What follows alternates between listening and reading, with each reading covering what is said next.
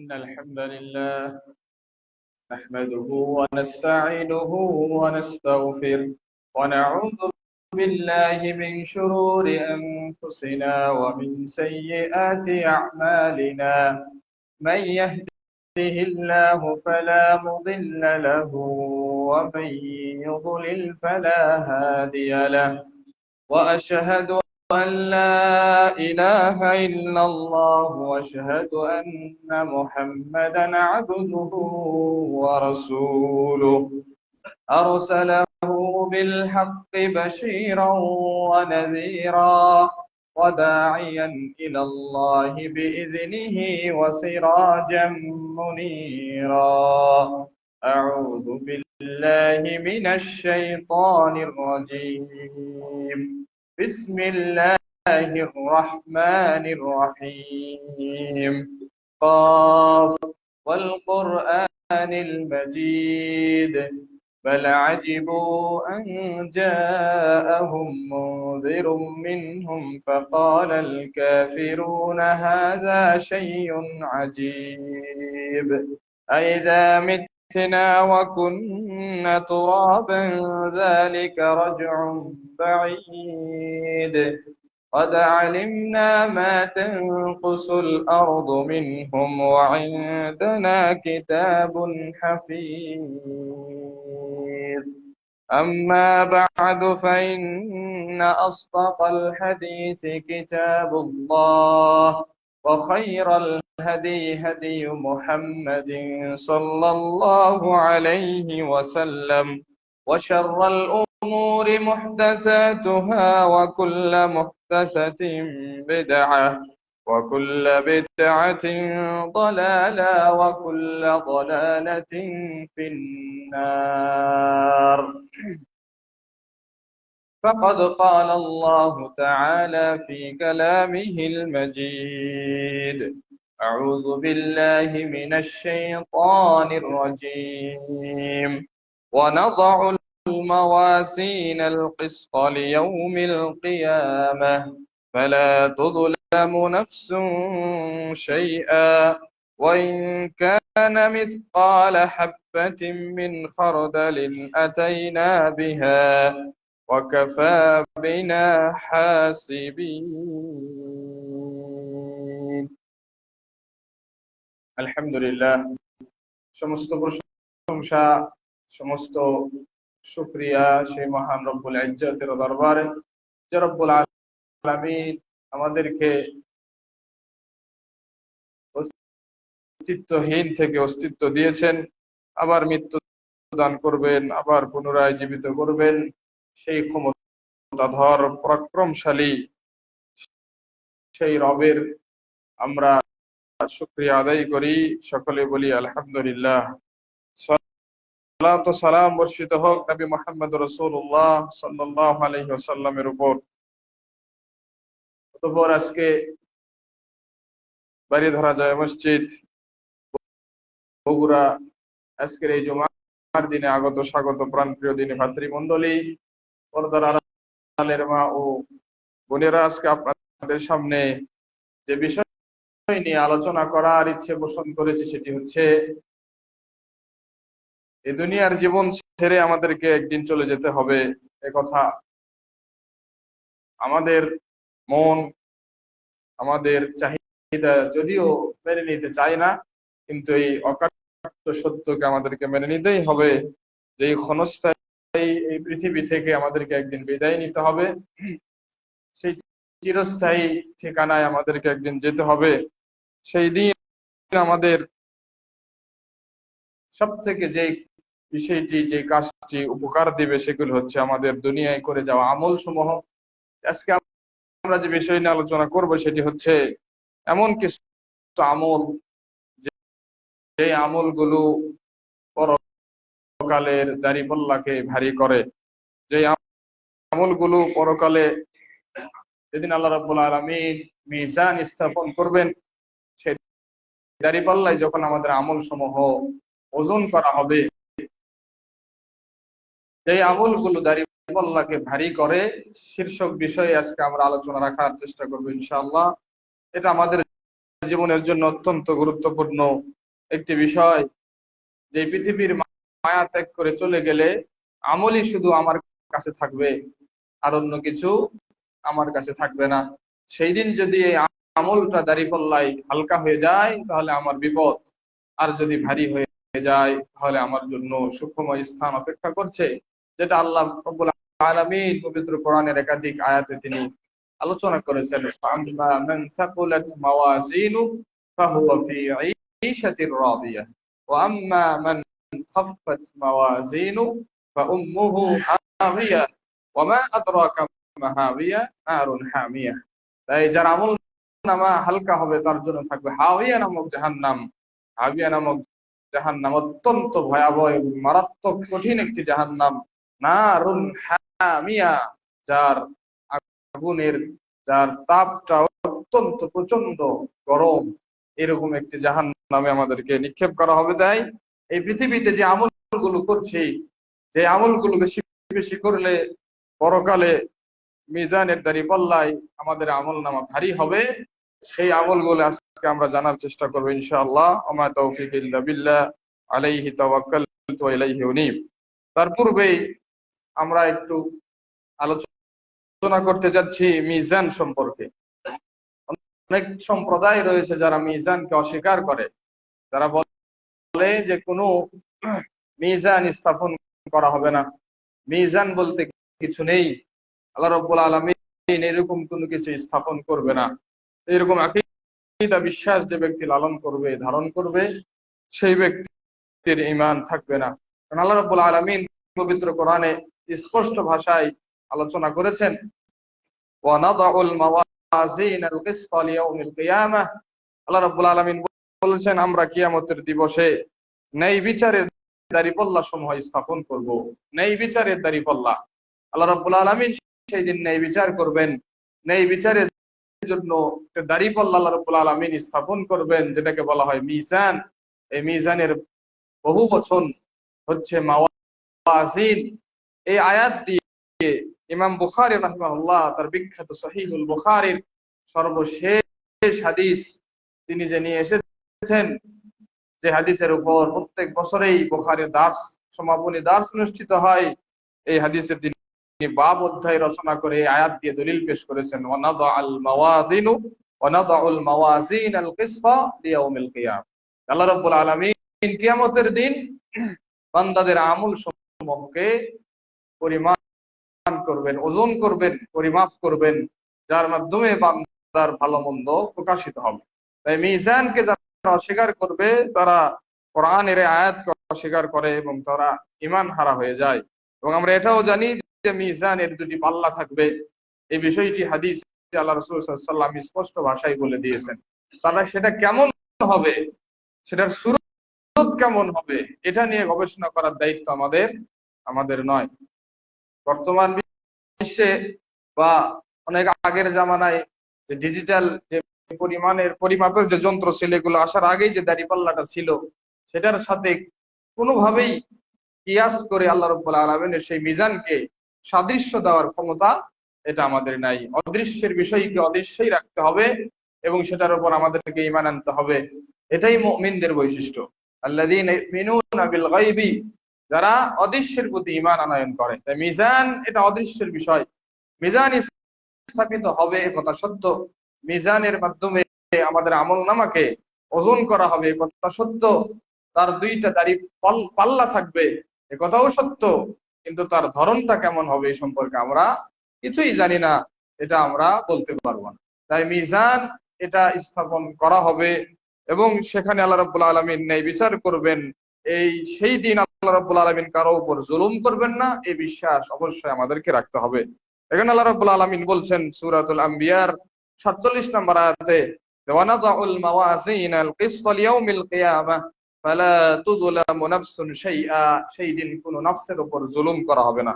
ওয়া ইন কানা মিসকালা হাববাতিন মিন খারদাল আতাইনা বিহা, সেই দিন সরিষার দানা পরিমাণ অর্থ করা হয়, অনেক আগে থেকে অর্থ করে আসা হচ্ছে। এই মিসকাল হাব্বাহ এটার বর্তমান অর্থ করা হচ্ছে এরকম ভাবে যে এক টিনের ছিদ্র দিয়ে, জানালার ছিদ্র দিয়ে যখন সূর্যের আলো অন্ধকারে যখন প্রবেশ করে, ওই সূর্যের আলো অন্ধকারে প্রবেশ করলে ওই জায়গায় যে ছোট্ট ছোট্ট ধূলিকণা কি করে উড়ে বেড়ায়, যেটা আমরা দেখতে পাই, এটাকে বলা হচ্ছে মিসকালা হাব্বা। মিসকালা হাব্বা, এই ছোট্ট থেকে ছোট্ট পরিমাণ আমল আল্লাহ রাব্বুল আলামিন সেদিন কি করবেন, উপস্থিত করবেন, এবং সেগুলোকে ওজন করা হবে, সেগুলোকে পরিমাপ করা হবে। আল্লাহ রাব্বুল আলামিন জুলুম করবেন না। ওয়াকাফা বিহা হাসিবিন, আল্লাহ রাব্বুল আলামিন বলছেন যে এই আমলগুলো ওজন করার জন্য, হিসাব গ্রহণ করার জন্য আমি যথেষ্ট।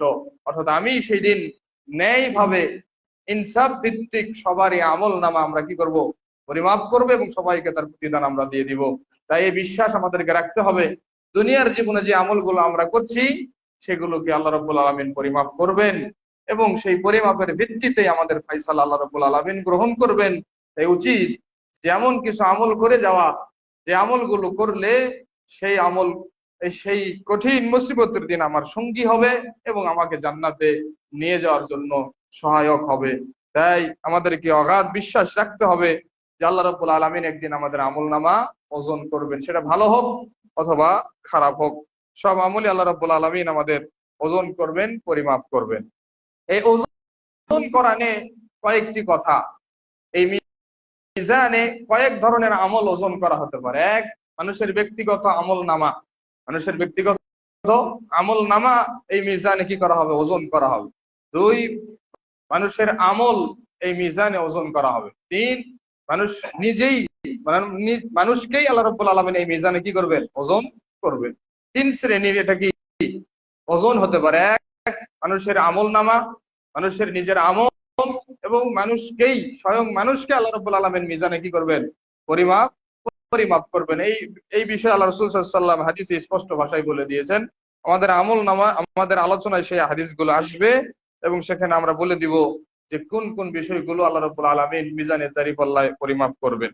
আমল নামা বলতে যে আমলগুলো আমরা করছি, আর সেই আমলগুলো আল্লাহ রাব্বুল আলামিন যে খাতাগুলোকে লিখে রাখছেন, লিপিবদ্ধ করে রাখছেন, সেই খাতাগুলো কি করা হবে, সেই আমল নামাগুলো মিজানের দাঁড়িপাল্লায় মাপা হবে। হাদিসটা আমরা জানি, 99টি খাতা কি করা হবে, 99টি খাতা মাপা হবে, যেটাকে বলে হাদিসুল বিতাকা। হাদিসটি আসবে আজকে আলোচনায়। একজন ব্যক্তির 99টি পাপের খাতা কি করা হবে, এক পাল্লায় রাখা হবে, আর একটা বিতাকা, একটা কাঠ এক পাল্লায় কি রাখা হবে। হাদিস দ্বারা বোঝা যাচ্ছে যে একজন মানুষের আমল নামা কি করা হবে, মাপা হবে। দ্বিতীয় হাদিস, যে মানুষের নিজের আমল, যে আমলটা সে করছে সেই আমলটাকে মাপা হবে। ইমাম বুখারী রাহিমাহুল্লাহ তার কিতাবের সর্বশেষ যে হাদিসটি নিয়ে এসেছেন, কালিমাতান হাবিবাতান ইলার রহমান খাফিফাতান আলাল লিসান সাকিলাতান ফিল মিজান, যেই দুটি আমল, যেই দুটি কালেমা মিজানের দাঁড়িপাল্লায় অনেক ভারী, সেটি কি সুবহানাল্লাহি ওয়া বিহামদিহি সুবহানাল্লাহিল আযীম। তাহলে আমলটাকেই মিজানের দাঁড়িপাল্লায় কি করা হবে, পরিমাপ করা হবে। আব্দুল্লাহ ইবনে মাসউদ রাদিয়াল্লাহু আনহু একদিন গাছে উঠলেন। গাছে ওঠার কারণে তার পায়ের নলাটা ছিল খুব চিকন, পায়ের নলাটা ছিল কি খুব চিকন। তিনি গাছে ওঠার কারণে বাতাসে তাকে কি গাছ নাড়াচ্ছিল, আর সেই নড়তেছিল। সাহাবীরা দেখে হাসছিলেন। রাসূল সাল্লাল্লাহু আলাইহি ওয়াসাল্লাম হাসির কারণ জিজ্ঞেস করলে সাহাবীরা বললেন যে আব্দুল্লাহ ইবনে মাসউদের পায়ের নলা খুব চিকন, এই কারণে তাকে গাছ কি করেছে, নাড়াচ্ছে, এই কারণে আমরা কি হাসতেছি। তখন রাসূল সাল্লাল্লাহু আলাইহি ওয়াসাল্লাম বললেন যে আব্দুল্লাহ ইবনে মাসউদের এই পায়ের নালা মিজানের দাঁড়িপাল্লায় উহুদ পাহাড়ের চাইতেও বেশি ওজন হবে, উহুদ পাহাড়ের চাইতেও বেশি ওজন হবে। তাহলে আল্লাহ রাব্বুল আলামিন স্বয়ং বান্দাকেই মিজানের দাঁড়িপাল্লা কি করবেন, ওজন করবেন। তাহলে আল্লাহ রাব্বুল আলামিন বিভিন্ন ভাবেই আমাদের সেই দিন পরীক্ষা করবেন এবং আমাদের আমলনামাগুলোকে পরিমাপ করবেন। তাহলে আসুন আমরা এক এক করে জানি যে কোন আমল করলে মিজানের দাঁড়িপাল্লায় আমাদের আমলনামা ভারী হবে।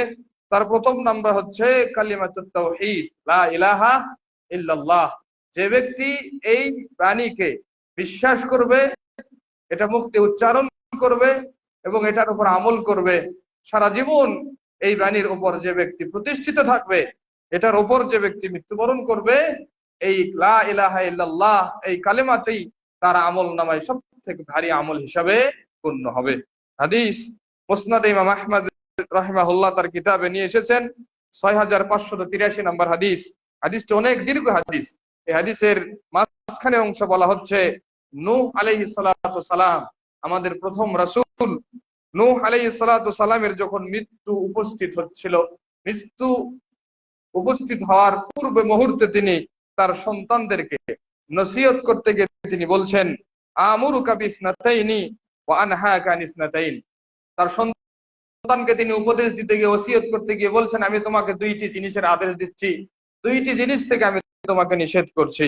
যেই দুইটি জিনিসের তোমাকে আমি আদেশ দিচ্ছি তার একটি হচ্ছে আমুরুকা বিলা ইলাহা ইল্লাল্লাহ। আমি তোমাকে নির্দেশ দিচ্ছি যে তুমি লা ইলাহা ইল্লাল্লাহ এই কালেমার উপর তুমি প্রতিষ্ঠিত থাকবে, নিজের জীবনকে তুমি এই কালেমা অনুযায়ী বাস্তবায়ন করবে, এই কালেমার উপর তুমি আজীবন কাটিয়ে দিবে, এই কালেমার উপর থেকেই তুমি মৃত্যুবরণ করবে। এই কালেমার মর্যাদা কেমন? ফাইন্নাস সামাওয়াতি সাবআ ওয়াল আরদিনা সাবআ লাউ উদিআত ফি কিফাতিন ওয়া উদিআত লা ইলাহা ইল্লাল্লাহ ফি কিফাহ। যদি সাত আসমান সাত জমিনকে মিজানের এক পাল্লায় রাখা হয় এবং লা ইলাহা ইল্লাল্লাহ এই কালেমাকে যদি আরেক পাল্লায় রাখা হয়, রাজাহাত বিহিন্না লা ইলাহা ইল্লাল্লাহ, তাহলে লা ইলাহা ইল্লাল্লাহর এই পাল্লাটাই বেশি ভারী হবে। সাত আসমান সাত জমিন এক পাল্লায় এবং শুধু লা ইলাহা ইল্লাল্লাহ এটা আরেক পাল্লায়, লা ইলাহা ইল্লাল্লাহর এই পাল্লাটাই প্রাধান্য পাবে এবং সেটাই ভারী হবে। ওয়ালাউ আন্নাস সামাওয়াতি সাবআ ওয়াল আরদিনা সাবআ কুননা হালকাতান মুবহামাতান, যদি সাত আসমান এবং সাত জমিনকে একটা অংশের ভিতরে ঢোকানো হয়, সাত আসমান এবং সাত জমিনকে যদি একটা গোল আকৃতির একটা জিনিস বানিয়ে দেওয়া হয়, কসামাতহুন্না লা ইলাহা ইল্লাল্লাহ ওয়া সুবহানাল্লাহ সুবহানাল্লাহি ওয়া বিহামদিহি, তাহলে ওই সাত আসমান আর ওই সাত জমিন একত্রিত হয়ে যে জিনিসটি তৈরি হয়েছে সেই জিনিসটিকে ভেঙ্গে চুরমার করে দিবে লা ইলাহা ইল্লাল্লাহ সুবহানাল্লাহি ওয়া বিহামদিহি সুবহানাল্লাহিল আযীম এই কালেমাটি। সুবহানাল্লাহি ওয়া বিহামদিহি এবং লা ইলাহা ইল্লাল্লাহ এই দুটি জিনিস সাত আসমান এবং সাত জমিনকে ভেঙ্গে চুরমার করে দিবে। তাই আমি তোমাকে নির্দেশ দিচ্ছি যে তুমি লা ইলাহা ইল্লাল্লাহর উপর প্রতিষ্ঠিত থাকবে। তাহলে লা ইলাহা ইল্লাল্লাহ এই কালেমা সাত আসমান সাত জমিনের চাইতেও বেশি প্রাধান্য হবে মিজানের দাঁড়িপাল্লায়। তাই আমরা যদি এই লা ইলাহা ইল্লাল্লাহকে কি করি, নিজের জীবনে ধারণ করি, সেই অনুযায়ী নিজের জীবনকে বাস্তবায়ন করি এবং সেটার উপর প্রতিষ্ঠিত থাকি, তাহলে অবশ্যই সেই মিজানের দিন, সেই কিয়ামতের দিন, যেদিন আল্লাহ রাব্বুল আলামিন আমাদের আমল নামাগুলোকে হিসাব করবেন, সেই দিন আমাদের আমল নামার দাঁড়িপাল্লা ভারী হবে, এতে আমরা বিশ্বাস রাখি। কারণ রাসূল সাল্লাল্লাহু আলাইহি ওয়াসাল্লাম এই ঘোষণা দিয়েছেন। দ্বিতীয় যে হাদিসটা সকলের কাছে প্রসিদ্ধ, যে সুনানুত তিরমিজির 2639 নম্বর হাদিসে আল্লাহ রাসূল সাল্লাল্লাহু আলাইহি ওয়াসাল্লাম বলছেন, ইন্নাল্লাহা সায়ুখাল্লিসু রাজুলাম মিন উম্মতি আলা রুউসিল খালাইক ইয়াউমাল কিয়ামা। কিয়ামতের দিন আল্লাহ রাব্বুল আলামিন সমস্ত মানুষের মধ্যে থেকে, সমস্ত সৃষ্টিকুলের মধ্যে থেকে আমার উম্মতের একজন ব্যক্তিকে আল্লাহ রাব্বুল আলামিন আলাদা করবেন, আলাদা করে বের করে নিয়ে আসবেন। ফায়ানশুরু আলাইহি 99 সিজিল্লা, তার সামনে 99টি খাতা উপস্থাপন করা হবে। ওই ব্যক্তিকে আলাদা করে বের করে নিয়ে এসে ওই ব্যক্তির সামনে 99টি খাতা আল্লাহ রাব্বুল আলামিন উপস্থিত করবেন। কুল্লু সিজিল্লিন মিসলু মাদ্দিল বাসার, প্রত্যেকটি খাতার দৈর্ঘ্য হচ্ছে মানুষের দৃষ্টি সীমা যত দূর যায়, মানুষের এই দৃষ্টি সীমা যত দূর যাচ্ছে তার এক একটা খাতার পরিমাণ এত বড়, তার এক একটা খাতা কি এত বড়, এরকম 99টি খাতা তার সামনে উপস্থিত করা হবে। একটু আমাদের বিবেক দিয়ে ভাবতে হবে সেই দিনটা কত কঠিন দিন হবে, ওই ব্যক্তির সামনে সেই পরিস্থিতিটা কত কঠিন হবে। একটি খাতায় দৃষ্টি সীমা যত দূর যায় এতটুকু পরিমাণ লম্বা দৈর্ঘ্যে এত বড় খাতা, এরকম 99টি খাতা তার সামনে পেশ করা হবে। আল্লাহ রাব্বুল আলামিন তার সামনে এই খাতাগুলোকে পেশ করে বলবেন, আতুনকিরু মিন হাযা শাইআ, এই 99টি খাতার কোন একটি খাতাকে তুমি অস্বীকার করো? ফায়াকুলু লা, তখন সে বলবে, লা ইয়া রাব, হে আল্লাহ, হে আমার প্রতিপালক, আমি এর কোনো কিছুকে অস্বীকার করছি না। তখন আল্লাহ রাব্বুল আলামিন তাকে বলবেন, আযালামাকা কাতাবাতি আল হাফিজুন কিরামান কাতিবিন, যারা সব সময় তোমার আমল নামা লিপিবদ্ধ করছিল, এই যে তোমার আমল লিপিবদ্ধ করতে করতে 99টি খাতা তারা কি করেছে, তৈরি করেছে, তাদের এই লেখাকে তুমি অস্বীকার করছো? তুমি কি মনে করো যে আমার সেই দায়িত্বশীল ফেরেশতাগণ তোমার উপর জুলুম করেছে? ফায়াকুলু লা ইয়া রাব, তখন সে বলবে, না হে আমার প্রতিপালক, তারা আমার উপর কোনো জুলুম করেনি। তখন আল্লাহ রাব্বুল আলামিন বলবেন, আফালাকা উযরুন, আফালাকা উযরুন, আজকে তোমার জন্য, আজকে তোমার পক্ষ থেকে কোনো ওযর তুমি পেশ করবে? এই 99টি খাতা যে তোমার সামনে উপস্থিত করা হলো, অপরাধের খাতা, তোমার কি আজকে কোনো ওযর আছে? ফায়াকুলু লা ইয়া রাব, হে আল্লাহ আজকে আমার কোনো ওযর নাই, আমার কথা বলার কোনো স্কোপ এখানে নাই। ফায়াকুলু বালা, তখন আল্লাহ রাব্বুল আলামিন নিজেই বলবেন আছে, তোমার কথা বলার একটা স্কোপ আছে। তখন আল্লাহ রাব্বুল আলামিন বলবেন ইন্না লাকা ইনদানা হাসানা, তোমার পক্ষ থেকে আমাদের কাছে একটা নেকি আছে। ফাইন্নাহু লা যুলমা আলাইকা আল-ইয়াওমা, আজকের এই দিনে তোমার উপর কিঞ্চিত পরিমাণ অত্যাচার জুলুম করা হবে না। ফাতাখরুজু বিতাকাতুন ফিহা আশহাদু আল লা ইলাহা ইল্লাল্লাহ ওয়া আশহাদু আন্না মুহাম্মাদান আবদুহু ওয়া রাসূলুহু, তার সামনে একটি বিতাকা, একটি কার্ড, ভিজিটিং কার্ডের মধ্যে একটি কার্ড তার সামনে বের করে নিয়ে আসা হবে। এই কার্ডে লেখা থাকবে আশহাদু আল্লা ইলাহা ইল্লাল্লাহ ওয়া আশহাদু আন্না মুহাম্মাদান আবদুহু ওয়া রাসূলুহু। তখন আল্লাহ রাব্বুল আলামিন ওই ব্যক্তিকে বলবে উহদুর ওয়াজনাক, এই কার্ডটি নিয়ে যাও, নিয়ে গিয়ে মিজানের দাঁড়িপাল্লায় ওজন করো। 99টি খাতা এক পাল্লায় রাখো, এই কার্ডটি আরেক পাল্লায় রাখো। তখন ওই ব্যক্তি বলবে ইয়া রাব্বি, হে আমার প্রতিপালক, মা হাদিহিল বিতাকা মা হাদিহিস সিজিল্লাত, এই 99টি খাতার সামনে একটি ছোট্ট কার্ড কি বার উপকার করবে, কি করতে পারে? 99টি খাতা, যার এক একটা খাতার পরিমাণ আমার দৃষ্টি সীমা পর্যন্ত চলে যায়, এই 99টি সম পরিমাণ এই খাতা, অপরাধের খাতার সাথে এই ছোট্ট একটি কার্ড কি বা করতে পারে? তখন আল্লাহ রাব্বুল আলামিন বলছেন ইন্নাকা লা তুযলাম, আজকে তোমার উপর কোনো জুলুম করা হবে না, রাখো। ফাতুযাউ সিজিল্লাতু ফি কাফফাতিন ওয়াল বিতাকাতু ফি কাফফাতিন, এই 99টি খাতা তুমি এক পাল্লায় রাখো এবং এই একটি বিতাকা তুমি এক পাল্লায় রাখো। যখন রাখা হলো ফাতাশাতিস সিজিল্লাতু ওয়া সাকুলাতিল বিতাকা, দেখা গেল যে ওই 99টি খাতার যে পাল্লা ছিল সেটা উপরে উঠে গেল এবং একটি বিতাকার যে পাল্লা ছিল সেটাই ভারী হয়ে গেল। ফালা ইয়াসকুলু মা ইসমিল্লাহি শাইউন, আল্লাহর নামের সঙ্গে পৃথিবীতে এমন কোন আমল নাই যে আল্লাহর নামের বিপরীতে সেটা বেশি ভারী হতে পারে। যেই কার্ডে আল্লাহর নাম লেখা থাকবে, যেই কার্ডে কালিমাতুত তাওহীদ থাকবে, সেই কার্ডের চাইতে অতি ভারী কোন জিনিস এই পৃথিবীর বুকে নাই। 99টি কেন, আরো 199টি খাতা যদি যোগ করা হয়, তবুও একটি বিতাকার সাথে ওই খাতাগুলো মূল্যহীন। তাই আল্লাহ রাব্বুল আলামিন এখানে বোঝাতে যাচ্ছেন, যেই বান্দা আমার জন্য কালেমাতুত তাওহীদকে নিজের জীবনে প্রতিষ্ঠিত করবে, আমার জন্য ওই কালেমাতুত তাওহীদের প্রচার প্রসার করবে, নিজের জীবনে বাস্তবায়ন করত, এটার উপরই মৃত্যুবরণ করবে, ওই ব্যক্তির যত অপরাধ থাকুক না কেন, আমি আল্লাহ ওই ব্যক্তির সমস্ত অপরাধকে মিটিয়ে দিতে সক্ষম, সমস্ত অপরাধকে মিটিয়ে দিয়ে তাকে জান্নাতে নিয়ে যেতে আমি সক্ষম, এই ক্ষমতা আমি রাখি। তাই এই কালিমাতুত তাওহীদ, আশহাদু আল্লা ইলাহা ইল্লাল্লাহ ওয়া আশহাদু আন্না মুহাম্মাদান আবদুহু ওয়া রাসূলুহু, এটার মূল্য পৃথিবীতে যা কিছু আছে সবকিছুর চাইতে মূল্যবান। তাই আপনাকে আমাকে এটার উপর জীবন যাপন করতে হবে, এই অনুযায়ী জীবনকে বাস্তবায়ন করতে হবে। লা ইলাহা ইল্লাল্লাহর উপর জীবন বাস্তবায়ন করতে হলে আপনাকে অবশ্যই অবশ্যই কোরআন এবং সহিহ হাদিসের মানদণ্ডে জীবন আপনাকে পরিচালিত করতে হবে, নচেত লা ইলাহা ইল্লাল্লাহর হক আদায় হবে না। আল্লাহ রাসূল সাল্লাল্লাহু আলাইহি ওয়াসাল্লাম ঘোষণা দিলেন মান ক্বালা লা ইলাহা ইল্লাল্লাহ দাখালাল জান্নাহ, যে ব্যক্তি জীবনের সর্বশেষ সময়ে লা ইলাহা ইল্লাল্লাহ কালেমা বলবে সে জান্নাতে যাবে। ওমর বিন খাত্তাব রাদিয়াল্লাহু আনহু এই কথা শুনে রেগে গেলেন, সাহাবীকে ঘুষি মারলেন।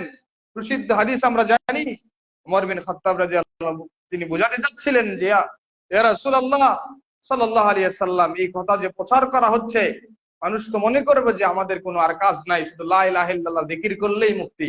হ্যাঁ, লা ইলাহা ইল্লাল্লাহ মুখ দিয়ে জপলেই লা ইলাহা ইল্লাল্লাহর হক আদায় হয় না।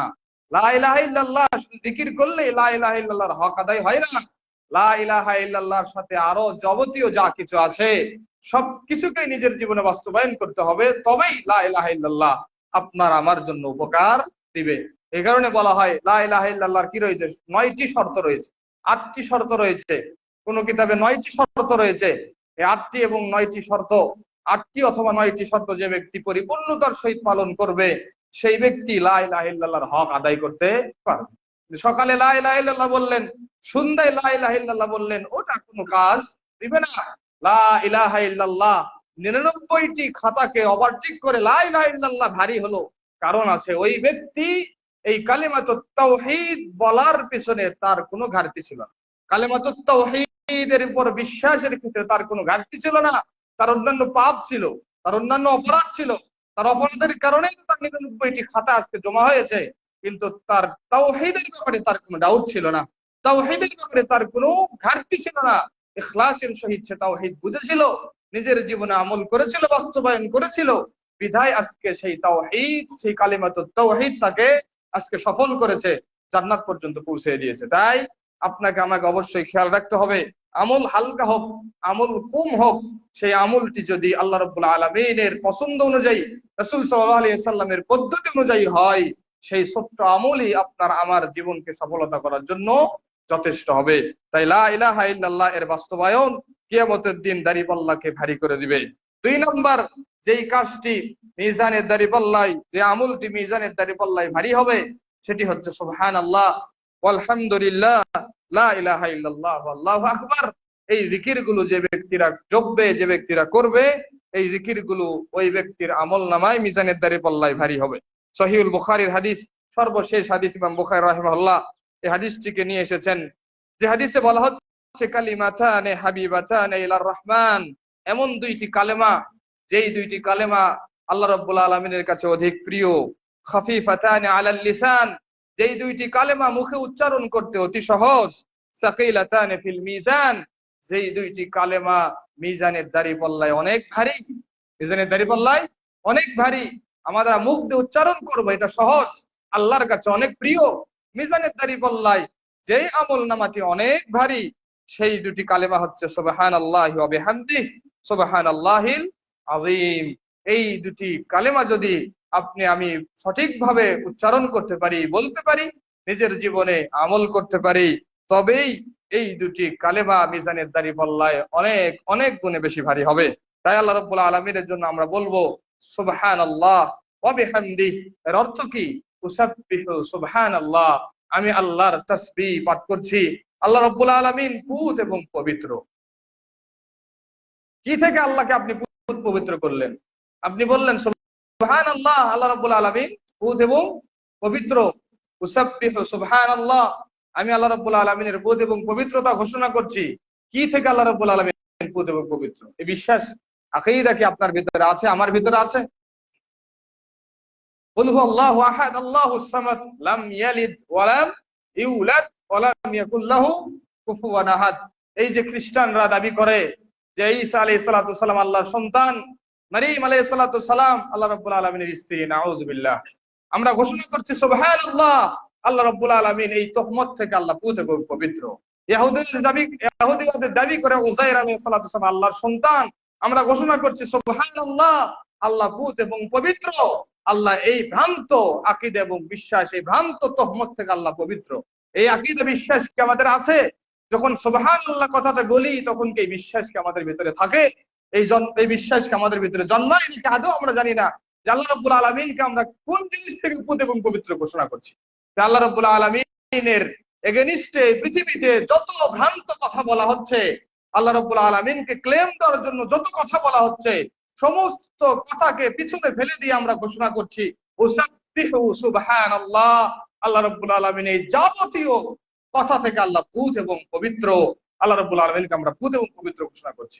এই আকীদা এবং এই বিশ্বাসকে যে ব্যক্তি বলবে সুবহানাল্লাহ হাবিবাতান ইলার রহমান, এই কালেমাটি আল্লাহর কাছে অনেক প্রিয়। সাকিলাতান ফিল মিজান, এই কালেমাটি মিজানের দাঁড়িপাল্লায় অনেক ভারী। কিন্তু যদি আমরা এটা না জেনে বলি, তাহলে কোনো উপকার দিবে না, তাহলে কোনো লাভ হবে না। তাই অবশ্যই আমাদেরকে জানতে হবে, আমি যে বলছি সুবহানাল্লাহি ওয়া বিহামদিহি সুবহানাল্লাহিল আযীম, এই কি বিশ্বাস নিয়ে বলছি, কোন আকীদা নিয়ে বলছি, আমার ভিতরে যখন এই কথা আমি মুখ দিয়ে উচ্চারণ করছি, আমার ভিতরে বিশ্বাসটা কি? এটা যদি ঠিক না থাকে, এই জিকির কোনো কাজ দিবে না। তাই অবশ্যই বিশ্বাস রাখতে হবে লাম ইয়ালিদ ওয়া লাম ইউলাদ, আল্লাহ রাব্বুল আলামিন কাউকে জন্ম দেয়নি, আল্লাহ রাব্বুল আলামিনের কাছ থেকেও কেউ জন্ম নেননি, আল্লাহ রাব্বুল আলামিন এক ও অদ্বিতীয়।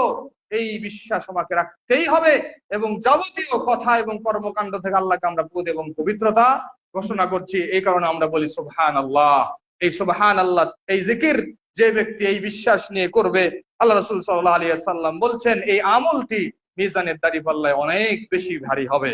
দ্বিতীয় হাদিস সহিহ মুসলিমের 223 নম্বর হাদিস, আবু মালিক আল আশআরী রাদিয়াল্লাহু আনহু থেকে বর্ণিত, তিনি বলছেন রাসূল সাল্লাল্লাহু আলাইহি ওয়াসাল্লাম বলেছেন, আত-তুহুরু শাতরুল ঈমান, পবিত্রতা হচ্ছে ঈমানের অর্ধেক। আলহামদুলিল্লাহি তামলাউল মিজান, আলহামদুলিল্লাহ এটি মিজানকে পরিপূর্ণ করে দেয়।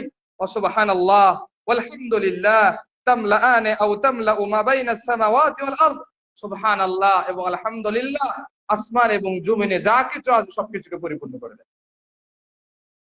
সুবহানাল্লাহ আলহামদুলিল্লাহ যদি আপনি বলেন, আসমান এবং জমিনে যতগুলো ফাঁকা জায়গা আছে সমস্ত ফাঁকা জায়গা আল্লাহ কি নেকিতে পরিপূর্ণ করে দেয়। এই যে এত পরিমাণ নেকি যে আপনাকে আল্লাহ আমাকে যে আল্লাহ দিল, এত পরিমাণ নেকি যে আপনাকে আল্লাহ দিলেন, এই পিছনে কারণটা কি? কি বললেন আপনি? আলহামদুলিল্লাহ বললেনটা কি? সুবহানাল্লাহ। এগুলো কি কষ্টের? এগুলো কি খুব ভারী? এর পিছনে কি আছে এটা বুঝতে হবে। এই ছোট্ট একটা বাক্যের এত দাম কেন? আলহামদুলিল্লাহ বললে মিজান পরিপূর্ণ হয়ে যায় নেকিতে, কেন? আলহামদুলিল্লাহর ভিতরে কি আছে? এই কারণে বলা হয় আলহামদুলিল্লাহ। আলহামদুলিল্লাহর শুরুতে যে আলিফ লাম আছে, এখানে যারা ছাত্ররা আছে তারা বুঝবে, এই আলিফ লামকে বলা হয় আলিফ লাম। আলিফ লামুল ইস্তিগরাক।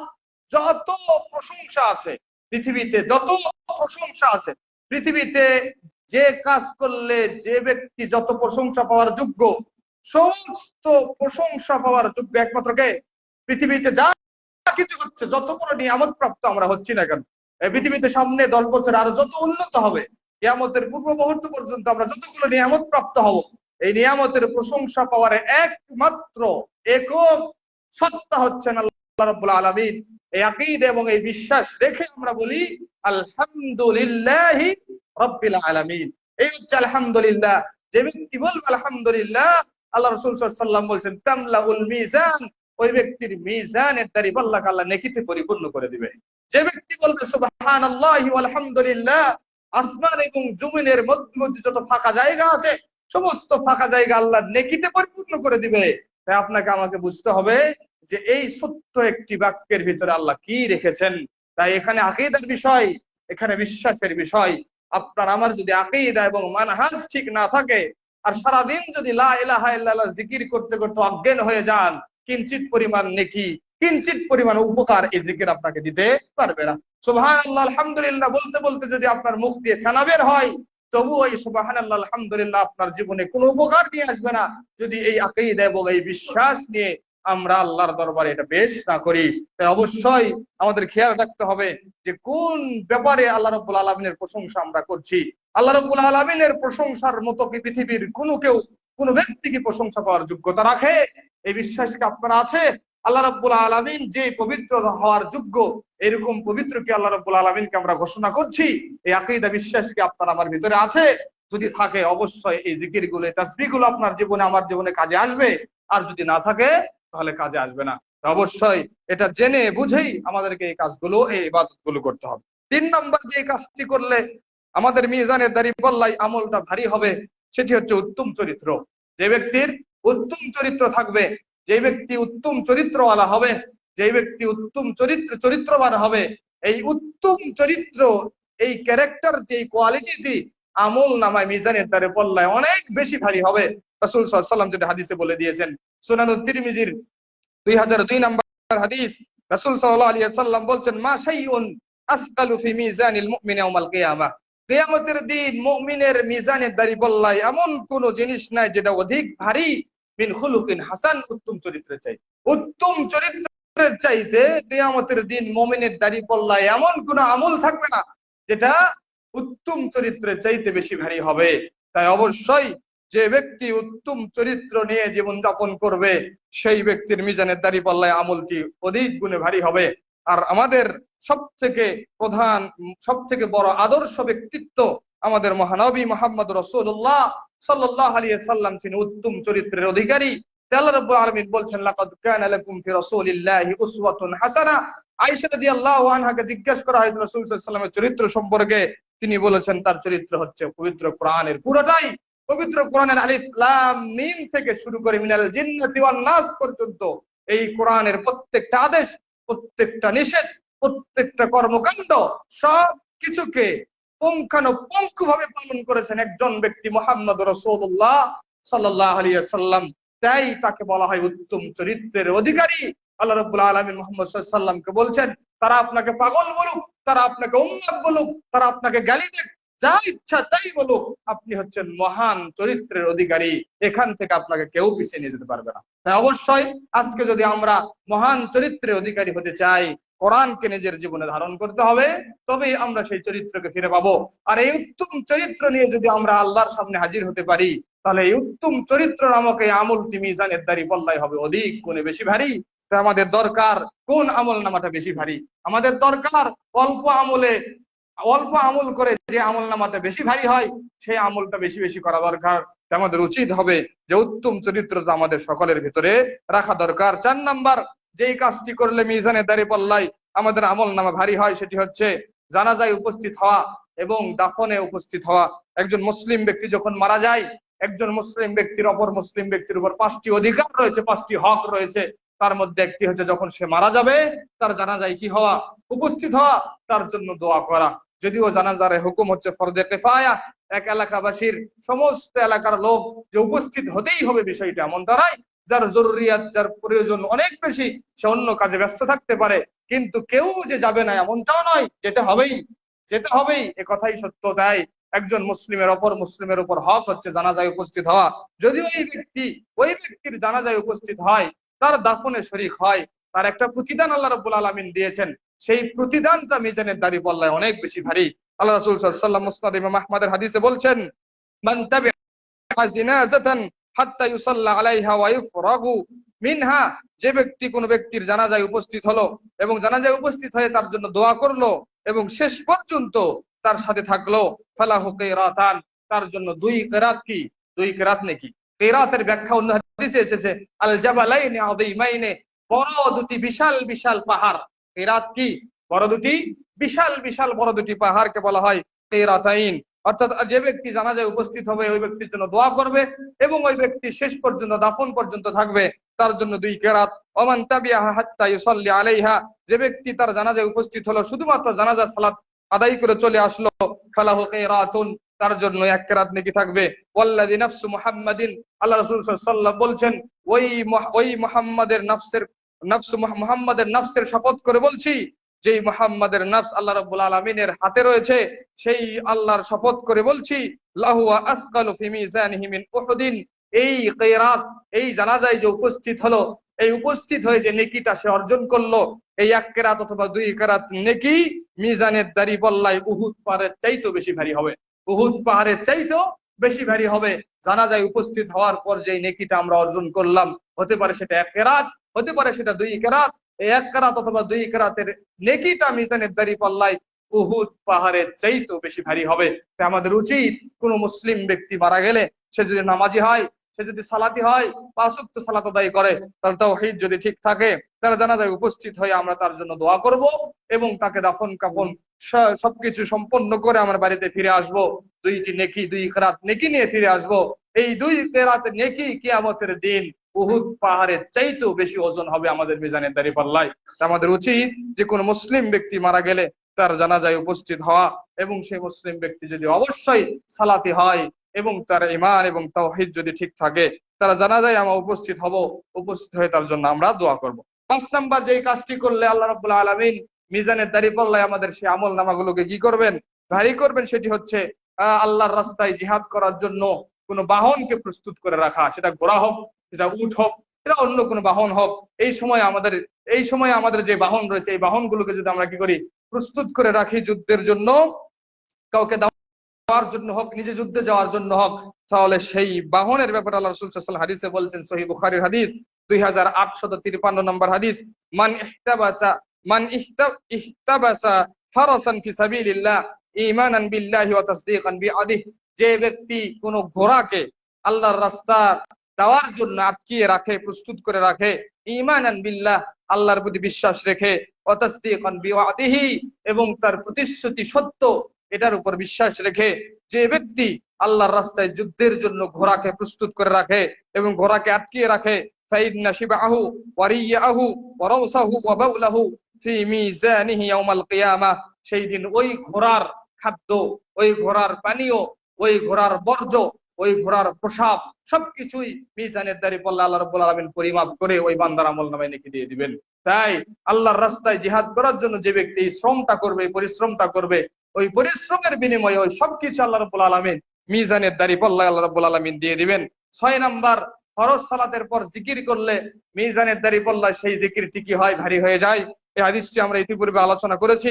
হাদিসটি আপনাদেরকে শুধু স্মরণ করে দিতে যাচ্ছি যে ফরজ সালাতের 5 ধরনের জিকিরের একটি ধরন হচ্ছে 10 বার করে করা। কি?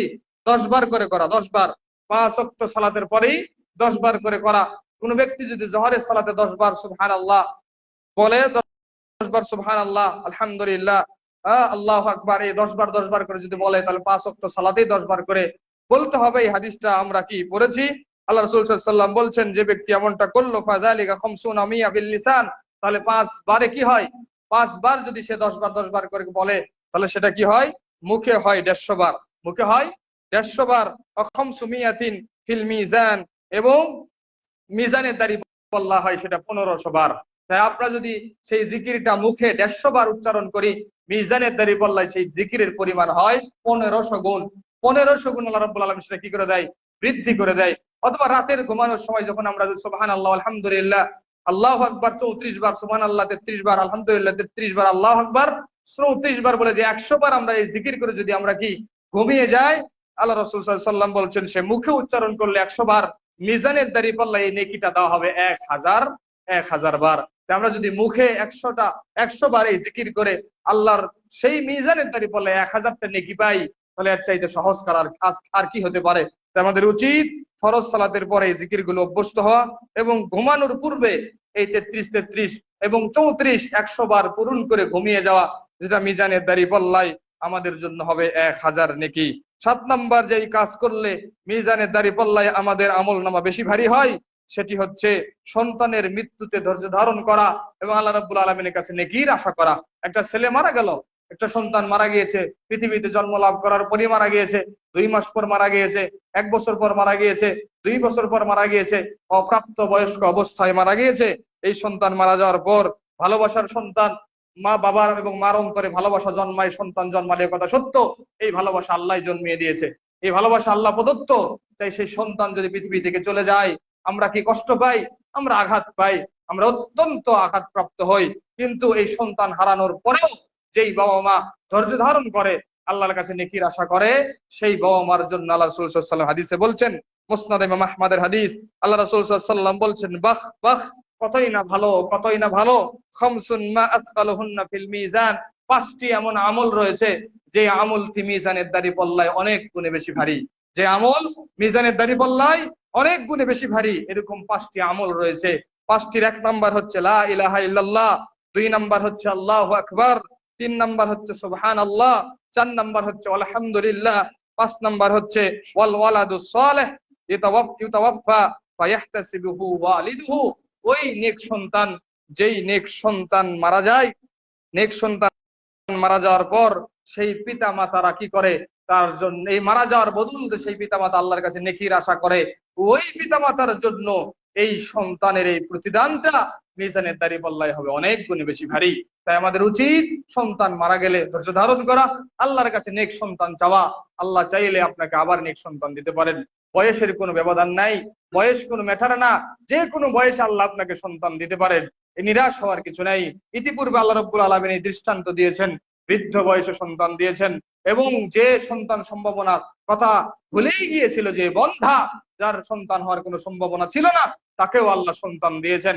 এমন বয়সে সন্তান দিয়েছেন যে নিজেই স্বীকার করছে আমি বুড়ো হয়ে গেছি, আমার হাড্ডিগুলো, স্টিমগুলো কি হয়ে দুর্বল হয়ে গেছে, আমার চুলগুলো সাদা হয়ে গেছে। এই বয়সে সন্তান হয় কিভাবে? স্ত্রী নিজেই স্বীকার করছে আমি তো বন্ধা, আমার তো স্ত্রী, আমার তো সন্তান হওয়ার কোনো অবকাশ নাই, সন্তান হয় কিভাবে? আল্লাহ রাব্বুল আলামিন সবকিছু উদাহরণ ইতিপূর্বে দিয়েছেন। এমন আল্লাহ রাব্বুল আলামিন এমন ক্ষমতাধর যে আল্লাহ রাব্বুল আলামিন স্বামী ছাড়াই সন্তান দিতে পারেন একজন মহিলার গর্ভে। মারিয়াম আলাইহিস সালাতু সালামকে দৃষ্টান্ত স্বরূপ পৃথিবীর সামনে উপস্থিত করেছেন। তাই সন্তান মারা গেলে সন্তান আসবে, আল্লাহ রাব্বুল আলামিনের কাছে চাইতে হবে। যখনই সন্তান মারা যাবে ধৈর্য ধারণ করতে হবে, নেকির আশা রাখতে হবে, বিশ্বাস করতে হবে এই সন্তান কিয়ামতের দিন আপনাকে জান্নাতে নিয়ে যাবেই যাবে। রাসূল সাল্লাল্লাহু আলাইহি ওয়াসাল্লাম হাদিস বলেছেন, যেই সন্তান অপ্রাপ্ত বয়স অবস্থায় মারা যাবে, নিষ্পাপ যে সন্তান মৃত্যুবরণ করবে, আপনি যদি ধৈর্য ধারণ করতে পারেন, নেকির আশা করতে পারেন, সেই সন্তান কিয়ামতের দিন আপনাকে জান্নাতে না নিয়ে সে জান্নাতে প্রবেশ করবে না। তাই অবশ্যই সত্য সন্তান মারা গেলে ছেলে মেয়ে যেটাই হোক নেকির আশা করবেন, এবং এই সৌভাগ্যের আশা করবেন যে তাদের ওসিলায় আল্লাহ রাব্বুল আলামিন আমাকে জান্নাতে নিয়ে যাবে। এটা একটা বড় পাওয়া, এটা একটা বড় সৌভাগ্যের ব্যাপার। তাই যে কয়েকটি আমলের কথা বললাম, 7টি আমলের কথা বললাম, এই 7টি কাজ যদি আমরা করতে পারি, এই কাজগুলো খুব হালকা, এই কাজ যদিও আমাদের কাছে খুব হালকা, কিন্তু আল্লাহ রাব্বুল আলামিনের কাছে এই কাজগুলো খুব দামি। তাই আল্লাহ রাব্বুল আলামিন এই কাজের প্রতিদান হিসাবে মিজানের দাঁড়িপাল্লায় আমল নামাগুলো অধিক গুণে বেশি ভারী করে দিবেন। আর আমাদের উচিত, আর আমাদের দরকার এমন কিছু আমল করা, যে আমল করলে সেই কঠিন মুসিবতের দিন আমাদের দাঁড়িপাল্লাটা ভারী হবে। সেই দিন কেউ থাকবে না, না থাকবে বাবা, না থাকবে মা, না থাকবে ভাই, না থাকবে ছেলে সন্তান, না থাকবে স্ত্রী, কেউ সেই দিন কাউকে পরিচয় দিবে না। পরিচয়হীন অবস্থায় সেই দিন বসবাস করবো আমরা সবাই, পরিচয়হীন সবাই আমরা সেই দিন অপেক্ষমান থাকবো। তাই সেই দিন আপনাকে উপকৃত করবে এই আমলটি, এই কাজ যদি আমরা আজকে পৃথিবীতে সঠিকভাবে করে যেতে পারি, আমরা আশাবাদী সেই দিন মিজানের দাঁড়িপাল্লা ভারী হবে, আমরা সুখে স্বাচ্ছন্দ্যে জীবন যাপন করব, সেই জান্নাতে আমরা জীবন যাপন করব। তাই সকলকে আমরা উদাত্ত আহ্বান জানাই, আসুন আল্লাহ রাব্বুল আলামিনের জন্য আমরা আমলগুলো করি, এবং রিয়া মুক্ত শিরিক মুক্ত আমল আমরা করি, ইখলাস নিয়ে আমলগুলো করি। আল্লাহ রাব্বুল আলামিনের কাছে আমরা দোয়া করি, আল্লাহ এই আমলগুলো, যে আমলগুলো আমরা করছি, ছোট্ট আমল হোক, অল্প আমল হোক, আল্লাহ ইখলাসের সহিত করার তুমি তৌফিক দান করো। আল্লাহ সেই আমলগুলোকে তুমি কবুল করে নাও। কিয়ামতের দিন সেই আমলের প্রতিদান আল্লাহ তুমি আমাদেরকে পরিপূর্ণভাবে দান করিও। আল্লাহ তুমি বলেছো, ফামান ইয়ামাল মিসকালা যাররাতিন খায়রান ইয়ারা ওয়া মান ইয়ামাল মিসকালা যাররাতিন শাররান ইয়ারা। যে ব্যক্তি ভালো কাজ করবে সেটাও সে দেখতে পাবে, যে ব্যক্তি খারাপ কাজ করবে সেটাও সে দেখতে পাবে। আল্লাহ সেই দিন তুমি সবকিছু প্রকাশিত করে দিবে, সেই দিন তুমি সবকিছু উন্মোচিত করে দিবে। আজকে আল্লাহ তুমি সবকিছু গোপন করে রেখেছো। আজকে আল্লাহ আমরা অনেক অপরাধ করছি, কেউ জানে না আমার অপরাধ, কেউ জানে না কারো অপরাধ। আজকে সবাই সবার অপরাধ সম্পর্কে জানে। আল্লাহ তোমার কাছে আমরা আমাদের অপরাধের জন্য লজ্জিত, আমরা নিন্দিত, আমরা অপমানিত।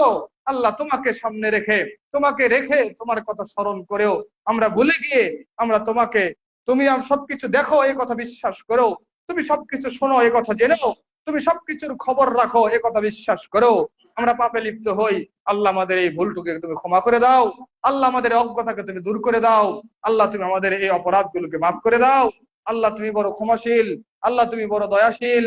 আল্লাহ সেই দিন তোমার দয়া ছাড়া আমরা জান্নাতে যেতে পারবো না।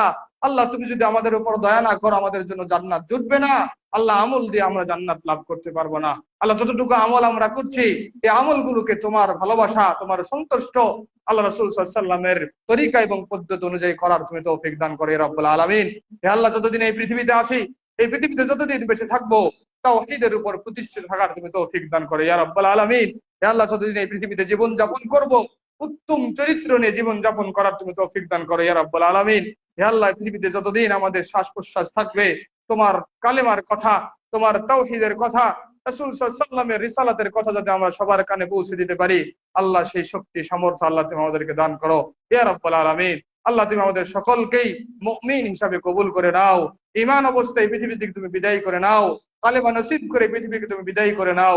কিয়ামতের দিন মুমিন বান্দা হিসেবে জান্নাতের সার্টিফিকেট তুমি আমাদেরকে দান করিও ইয়া রাব্বুল আলামিন। আকুলি ক্বালা হাযা আস্তাগফিরুল্লাহ ওয়া মা আলাইনা ইল্লাল